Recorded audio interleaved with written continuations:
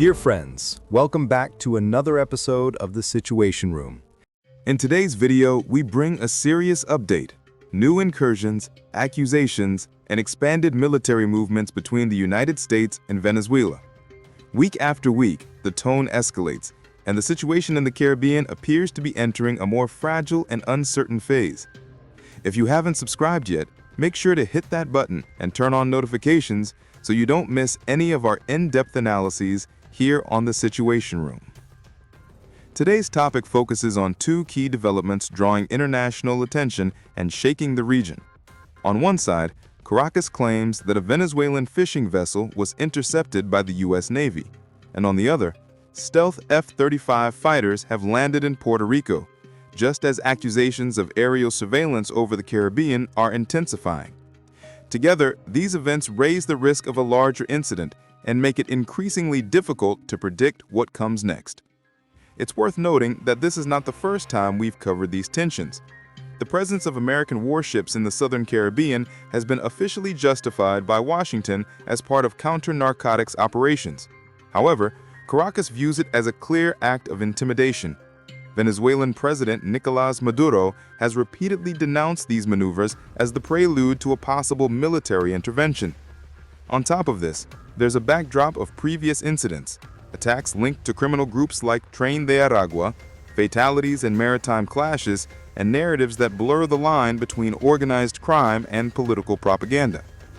This shows that the crisis didn't begin now, but recent events have given it a new and sharper edge. On September 13th, Venezuela accused the U.S. destroyer Jason Dunham of intercepting and boarding a Venezuelan-flagged tuna fishing vessel with 9 crew members on board, in waters Caracas claims as part of its exclusive economic zone. According to Venezuelan officials, both the ship and its fishermen were held under American control for about 8 hours. No injuries were reported, but the Venezuelan Foreign Ministry labeled the action illegal and hostile, a violation of maritime law and a direct challenge to national sovereignty. On top of this, developments in the air are also drawing attention. 5 F-35 stealth fighters were spotted landing in Puerto Rico, an event widely reported by international agencies.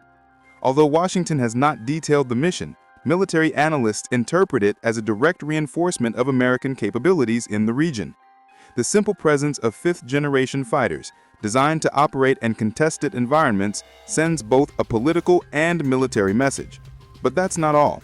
Venezuela's Ministry of Defense has also accused the U.S. of intensifying aerial reconnaissance operations, including intelligence flights near their borders, the use of tanker aircraft to extend the flight time of the fighters, and surveillance missions deemed provocative by Caracas.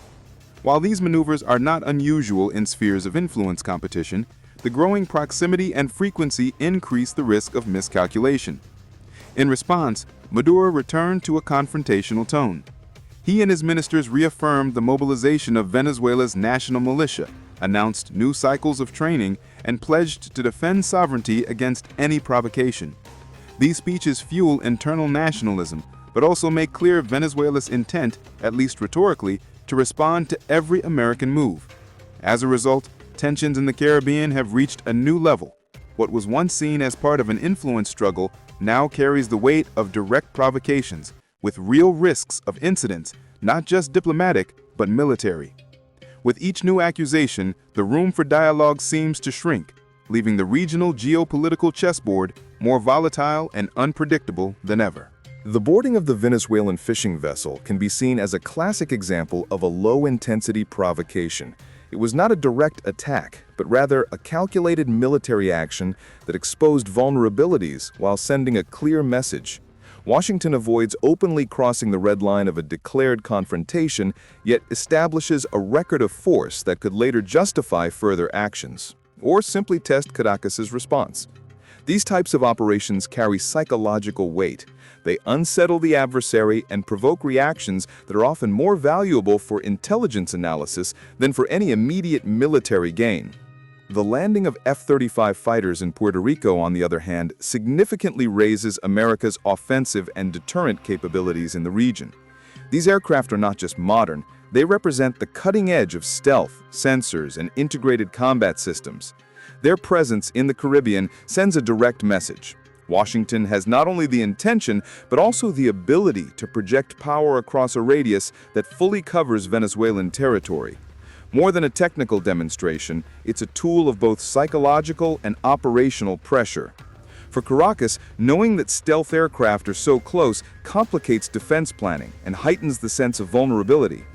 Adding to this, reconnaissance flights and the frequent use of tanker aircraft to extend mission range make it clear that these are not routine patrols. They signal active intelligence gathering, tracking maritime routes, monitoring military movements, identifying strategic depots, and perhaps even measuring real-time Venezuelan responses to incursions. These actions suggest that the United States is working to build a comprehensive picture of Venezuela's internal landscape, with a focus not only on conventional forces, but also on militias and support networks tied to the regime.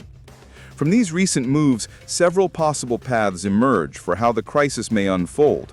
One scenario is the risk of a larger incident, perhaps a direct naval confrontation or an exchange of fire at sea that could quickly escalate and turn provocations into open conflict. Another path is a gradual intensification of America's presence, more fighters deployed to the Caribbean, constant patrols over international waters near Venezuela, and even covert interception of suspect vessels. On the Venezuelan side, Maduro's rhetoric is likely to harden further. Nationalist discourse, already central to his political strategy, may intensify with new calls for civilian military training, mobilization of militias, and increasingly harsh declarations about invasion or regime change. This approach serves not only as a symbolic defense, but also as a political tool to maintain internal cohesion amid economic and social turmoil. Diplomacy, inevitably, will also come under strain. Countries such as Cuba and several Caribbean nations are expected to issue statements, and depending on their weight, Washington may face challenges to the legitimacy of its actions. A broader Latin American diplomatic alignment against U.S. operations could complicate the counter-narcotics narrative and create friction in international forums. In short, the situation in the Caribbean is anything but static. Every American move sparks a Venezuelan reaction, whether military or rhetorical, and this ongoing exchange of signals increases the risk that a miscalculation could turn provocations into open conflict. The geopolitical chessboard remains in motion, and the coming weeks are likely to bring new pieces into play. If you found this update insightful, don't forget to hit the like button, share this video, and subscribe to the channel. And be sure to turn on notifications so you won't miss the next chapters of this unfolding military crisis right here on The Situation Room.